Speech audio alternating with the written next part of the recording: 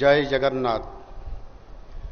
मोर प्रिय भाई और भौणी माने आज भारत वर्षर पवित्र 78तम स्वाधीनता दिवस अवसर रे देश राज्य तथा सारा विश्व रे रहुतबा प्रत्येक भारतवासी को मोर शुभेच्छा और अभिनंदन जनाऊछि। एही अवसर रे जातिर पिता महात्मा गांधी, पंडित जवाहरलाल नेहरू, नेताजी सुभाष चंद्र बोस, सरदार वल्लभ भाई पटेल, वीर सावरकर, शहीद भगत सिंह, चंद्रशेखर आजाद, डॉक्टर बी.आर. आंबेडकर और डॉक्टर राजेंद्र प्रसाद परी महान स्वाधीनता संग्रामी मानंकु मोर गभीर श्रद्धांजलि अर्पण करुछि। स्वाधीनता आंदोलन रे ओडिशार नेतृवृंद त्याग और संग्रामर पराकाष्ठा देखाई ओडिशा को जातीय आंदोलनर मुख्य स्रोतरे सामिल करथिले। उत्कलमणि पंडित गोपबंधु दास, उत्कल गौरव मधुसूदन दास, नवकृष्ण चौधरी, गोपबंधु चौधरी, शहीद लक्ष्मण नायक, वीर सुरेंद्र साय, माधव सिंह, चकरा बिशई, रेंडो माझी, माँ रमादेवी, माँ मालती चौधरी, डॉक्टर हरेकृष्ण महताब, विजु पट्टनायक और माँ पार्वती गिरी परी महानुभवों असीम बलिदान को मन पकाई समानों प्रति मोर श्रद्धांजलि अर्पण करुछि। ओडिशार पाइक विद्रोह थिला देशर इतिहासर एक अनन्य अध्याय। सिपाही विद्रोहर 40 वर्ष पूर्वरु 1817 मसीहारी ओडिशा रे जो आंदोलन होइथिला ताहा आम स्वाधीनता संग्राम इतिहासर एक स्वर्णिम अध्याय। एही अवसर रे पाइक विद्रोहर महानायक बक्सी जगबंधु और जय राजगुरुं परी महान देशप्रेमी और वीर योद्धांक प्रति मोर सम्मान और श्रद्धांजलि अर्पण करुछि।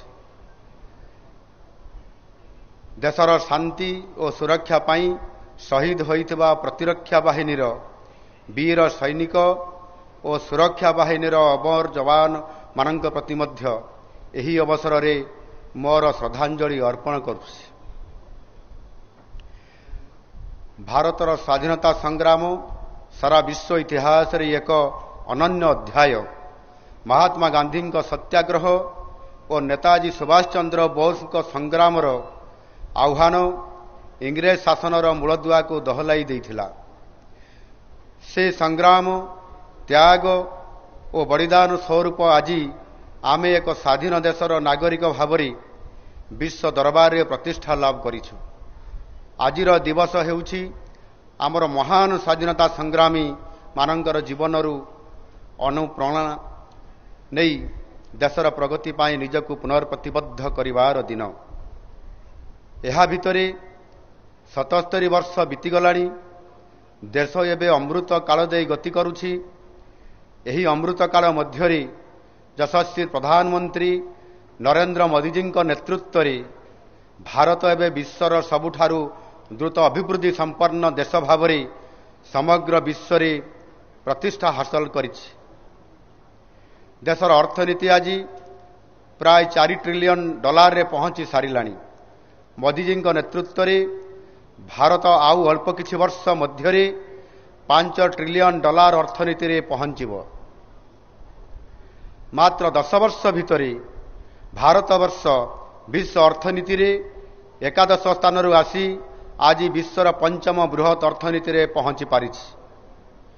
खूब शीघ्र विश्वर श्रेष्ठ 3टी अर्थनीति मध्यरे आमे स्थान हासिल करने को जाउछु।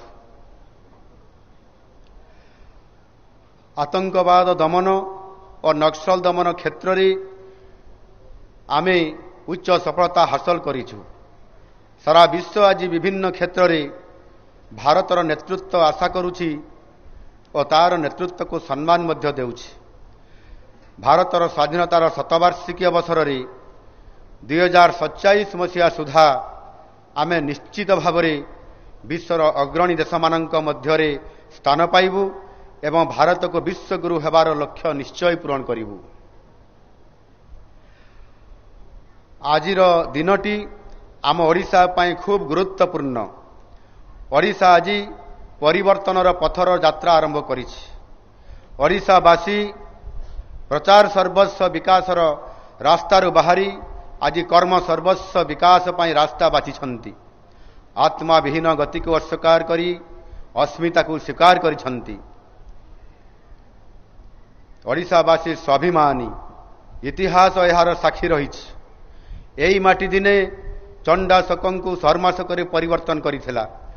ଅଶୋକ କଳିଙ୍ଗ ମାଟିର ଇତିହାସ ପରିବର୍ତ୍ତନ କରିବାକୁ ଆସିଥିଲେ, କିନ୍ତୁ ଆମେ ତାଙ୍କର ହୃଦୟ ପରିବର୍ତ୍ତନ କରିଦେଇଥିଲେ।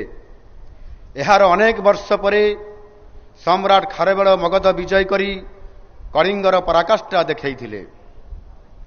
ସମ୍ରାଟ କପିଳେନ୍ଦ୍ର ଦେବ ଗଙ୍ଗାଠାରୁ ଗୋଦାବରୀ ଜୟ କରି ବୀରତ୍ୱ ଓ ସାହସିକତାର ଅନନ୍ୟ ଉଦାହରଣ ସୃଷ୍ଟି କରିଥିଲେ। ମନେ ପକାନ୍ତୁ ସେହି ସମୟକୁ, ଯେତେବେଳେ ବ୍ରିଟିଶ ଶାସନ ସମୟରେ ଓଡ଼ିଶା ଖଣ୍ଡ ବିଖଣ୍ଡିତ ହୋଇ ବିଭିନ୍ନ ପ୍ରଦେଶରେ ମିଶି ରହିଥିଲା। ଓଡ଼ିଶାର ଆତ୍ମା ଭୂଲୁଣ୍ଠିତ ହୋଇଥିଲା। ଆଉ ସେତେବେଳେ ଆମର ଓଡ଼ିଆ ବରପୁତ୍ରମାନେ ଯଥା ଉତ୍କଳ ଗୌରବ ମଧୁସୂଦନ ଦାସ, ମହାରାଜା ଶ୍ରୀରାମଚନ୍ଦ୍ର ଭଞ୍ଜଦେଉ, ମହାରାଜା କୃଷ୍ଣଚନ୍ଦ୍ର ଗଜପତି ଓ ଆହୁରି ଅନେକ ନେତୃବୃନ୍ଦଙ୍କ ସଂଗ୍ରାମ ଆମ ପାଇଁ ସ୍ୱତନ୍ତ୍ର ରାଜ୍ୟ ପ୍ରତିଷ୍ଠା କରିବାର ରାସ୍ତା ଫିଟାଇଥିଲା। କର୍ମବୀର ଗୌରୀଶଙ୍କର ରାୟ, ରାଧାନାଥ ରାୟ, ଫକୀରମୋହନ ସେନାପତି ଓ ଗଙ୍ଗାଧର ମେହେରଙ୍କ ପରି ଲେଖକ, ସାହିତ୍ୟିକ ଓ କବିମାନେ ଓଡ଼ିଆ ଭାଷା ଓ ସାହିତ୍ୟକୁ ସମୃଦ୍ଧ କରି ସ୍ୱତନ୍ତ୍ର ଓଡ଼ିଶା ଗଠନର ସଂଗ୍ରାମକୁ ଶକ୍ତି ଦେଖାଇଥିଲେ। ସ୍ୱତନ୍ତ୍ର ଓଡ଼ିଶା ପ୍ରଦେଶ ଗଠନ କେବଳ ଓଡ଼ିଶା ପାଇଁ ନୁହେଁ, ସାରା ଦେଶକୁ ଭାଷାଭିତ୍ତିକ ରାଜ୍ୟ ଗଠନ ପାଇଁ ରାସ୍ତା ଦେଖାଇଥିଲା। ଆମର ଇତିହାସ ଗୌରବମୟ, ଆମର ସଂସ୍କୃତି ଅତୁଳନୀୟ। ଯେତେବେଳେ ବି ଓଡ଼ିଆ ଅସ୍ମିତା ଉପରେ କୁଠାରଘାତ ହୋଇଛି, ସେତେବେଳେ ଏ ଜାତିର ନୂଆ ଜାଗରଣ ଆସିଛି। ଓଡ଼ିଆ ଜାତି ସଂଗ୍ରାମ କରି ନିଜ ଅସ୍ମିତାର ପୁନର୍ପ୍ରତିଷ୍ଠା କରିପାରିଛି। ଆଜି ଆମ ପାଇଁ ଆହ୍ୱାନ ଓ ଜାଗରଣର ଦିନ। ଓଡ଼ିଆ ଜାତି ଆଜି ନୂଆ ଇତିହାସ ଲେଖିବା ଆରମ୍ଭ କରିଛି। ଓଡ଼ିଆ ଅସ୍ମିତା ଓ ସ୍ୱାଭିମାନ ସହିତ ବିକାଶର ଶିଖର ଛୁଇଁବାକୁ ଶପଥ ନେଇଛି। ଏହି ନୂଆ ଯାତ୍ରାରେ ଆମକୁ ଯେଉଁ ଦାୟିତ୍ୱ ମିଳିଛି, ଆମେ ତାକୁ କାୟ, ମନ ଓ ବାକ୍ୟରେ ପାଳନ କରିବୁ। ମୁଁ ମାଟିର ମଣିଷ, ଇଏ ମାଟି ମୋର ମା। ମୁଁ ଖାଣ୍ଟି ଓଡ଼ିଆ। ମୋ ମାଟିର ସ୍ୱାର୍ଥ ପାଇଁ ମୁଁ ଲଢ଼େଇ କରିବା ଜାଣିଛି। ମୋ ମାଟିର ପୁଅ ଝିଅଙ୍କ ପାଇଁ କାମ କରିବା ଜାଣିଛି।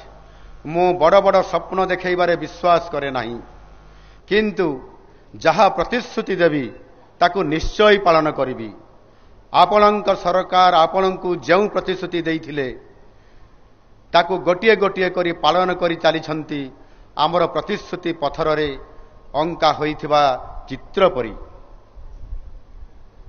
ମହାପ୍ରଭୁଙ୍କ ଶ୍ରୀମନ୍ଦିର ଚାରିଦ୍ୱାର ଖୋଲିବା ଠାରୁ ଆରମ୍ଭ କରି ରତ୍ନଭଣ୍ଡାର ଖୋଲିବା, ଓଡ଼ିଆ ଅସ୍ମିତା ପାଇଁ ପାଣ୍ଠି ସୃଷ୍ଟି କରିବା, ଓଡ଼ିଆ ଭାଷାରେ ସରକାରୀ କାର୍ଯ୍ୟ କରିବା ପାଇଁ ପ୍ରଶାସନକୁ ପ୍ରସ୍ତୁତ କରିବା ଆଦି ଅନେକ ପ୍ରତିଶ୍ରୁତି ଆମେ ପ୍ରଥମ 60 ଦିନରେ ପାଳନ କରି ସାରିଛୁ। ଆମର କୃଷକ ଭାଇ ଭଉଣୀମାନଙ୍କର ଆର୍ଥିକ ଉନ୍ନତି ଓ ମହିଳାମାନଙ୍କର ସାମଗ୍ରିକ ବିକାଶ ଆମର ମୁଖ୍ୟ ସଂକଳ୍ପ। ଶାସନର 100 ଦିନ ମଧ୍ୟରେ ସେ 2ଟି ପ୍ରତିଶ୍ରୁତି ପୂରଣ କରିବା ପାଇଁ ଆମ ସରକାର ନିଷ୍ପତ୍ତି ନେଇଛନ୍ତି। ବଜେଟରେ ଏଥିପାଇଁ ବିଧିବଦ୍ଧ ଭାବେ ଅର୍ଥ ବରାଦ କରାଯାଇଛି। ଧାନ କ୍ୱିଣ୍ଟାଲ ପିଛା 3100 ଟଙ୍କା ସାରା ଦେଶରେ ସର୍ବାଧିକ। ସୁଭଦ୍ରା ଯୋଜନାରେ ମହିଳାମାନଙ୍କୁ 50,000 ଟଙ୍କା ଲେଖାଏଁ ଦେବା ପାଇଁ ଅର୍ଥ ବରାଦ କରାଯାଇଛି। ମାନ୍ୟବର ପ୍ରଧାନମନ୍ତ୍ରୀ ନରେନ୍ଦ୍ର ମୋଦିଜୀଙ୍କ ଜନ୍ମଦିବସ ଅବସରରେ ସେପ୍ଟେମ୍ବର 17 ତାରିଖରେ ତାଙ୍କ ଗରିମାମୟ ଉପସ୍ଥିତିରେ ଏହି ଯୋଜନାର ଶୁଭାରମ୍ଭ କରାଯିବା ପାଇଁ କାର୍ଯ୍ୟକ୍ରମ ରଖାଯାଇଛି। ଆମର ଏହି 2ଟି ଗୁରୁତ୍ୱପୂର୍ଣ୍ଣ ପଦକ୍ଷେପ ଓଡ଼ିଶାର ଗ୍ରାମାଞ୍ଚଳର ଅର୍ଥନୀତିକୁ ଚଳଚଞ୍ଚଳ କରିବ ଏବଂ ଆମକୁ ବିକାଶ ପଥରେ ଆଗେଇ ନେବ। ଗ୍ରାମାଞ୍ଚଳର ଅର୍ଥନୀତି ସମୃଦ୍ଧ ହେଲେ ସାରା ଓଡ଼ିଶା ସମୃଦ୍ଧ ହେବ। केवल कृषक महिला मानकर पाई नुहे समाजर सबु वर्गर सामग्रिक उन्नति आमर लक्ष्य सेथिपाई आदिवासी बहुल जिला मानकर सामूहिक विकास पाई पेशा आईन लागू करने